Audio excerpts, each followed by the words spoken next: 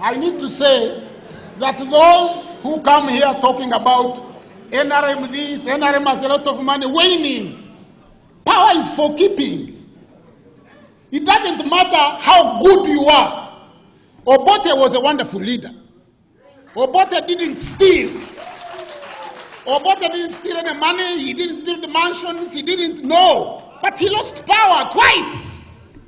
Idi Amin was a wonderful leader. Look at what he was able to achieve. But Idi Amin understood Sinoraj.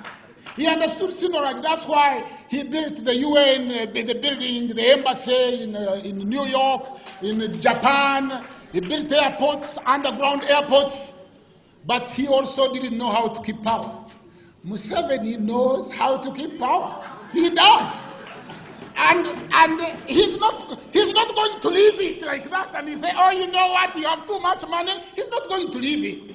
You know, listening to some of these MPs and some of the things that you are saying, I ask myself a question. Do you have to be an MP? Is politics the only thing you can do?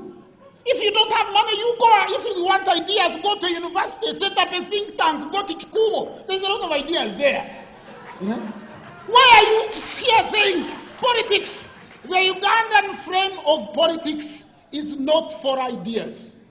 It's not. How many ideas do we see in parliament? How many? Yeah? I have been to Mbare during elections. I've been to Soroti. You start speaking, tell me this is wrong. As soon as you start speaking, people queue up, waiting for you to finish. And if you don't have money to give them, they'll burn the place down. Do you genuinely think that you are going to reverse that trend? Listen to this. Those people who want money, haven't they democratically chosen that they should receive it? Are they not voting with their demand? Why don't you want to give it to them? If you don't have it, choose another profession. Let those or go and work out money, and when you have enough, come back and stand before them. Now, I heard somebody saying that MPs are buying ambulances. My son is an MP in Mugendi. And I told him to buy ambulances for people. What's wrong with that? Your illusion is that the government is the one to sort out our country. Is that politicians are the ones that have solutions. You are deluded. The government is not going to do no such a thing.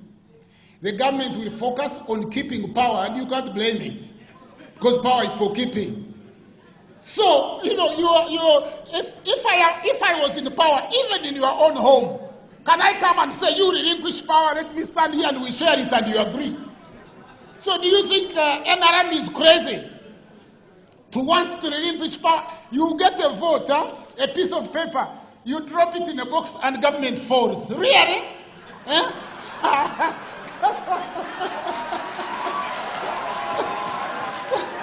is delusional. You know, my brother Mugisha Muntu, you might not know, you are a brilliant, brother Mugisha Muntu, you are a brilliant politician. You are intelligent, you are humble, you are strong, but look at how they have fought you in FDC. Yeah? Why don't you talk about that? If you can't have cohesion in the own party that you started, how was this power achieved in 1986? How many people voted for Museveni to come to power? It was achieved like this. You are busy swinging. But now, how do you want it to be given out? So, it is true that we should go to areas and sensitize people, and I wish you good luck. But I would like to be there when you are really making a presentation telling citizens in these villages who hardly have money to buy posho and saying, we won't give you money anymore. You have to vote for us on account of ideas. What a joke you are thinking. What a joke. Okay. Now, there's a brother who mentioned that I talk about whites. What is whites? Who are the whites? There are no people called white. I talked about the Anglo-American Empire. Most white people are in the same boat as us. America has over 26 million poor people.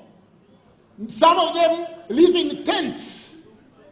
And those of you who talk about corruption, I think you are giving Africa fake news, a bad name. Let me give you corruption. In 2008, when the global economy collapsed, how was it achieved? With subprime mortgages.